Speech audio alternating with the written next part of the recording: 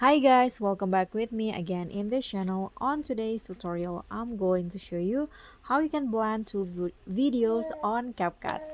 So here I've already add two videos into CapCut, and I'm going to select the second video and make it overlay first. So click on overlay and drag it like this.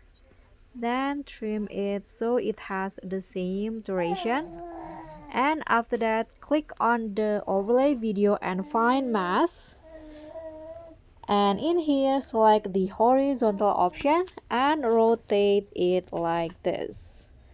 Okay, now you can just add some feather, so click on adjust, click on feather and adjust it to your liking.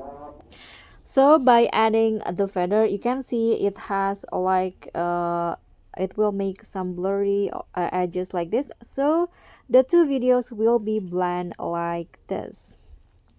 So guys, that's all from me. Thank you so much for watching. Don't forget to like, comment and subscribe. Also click on the thanks. Bye.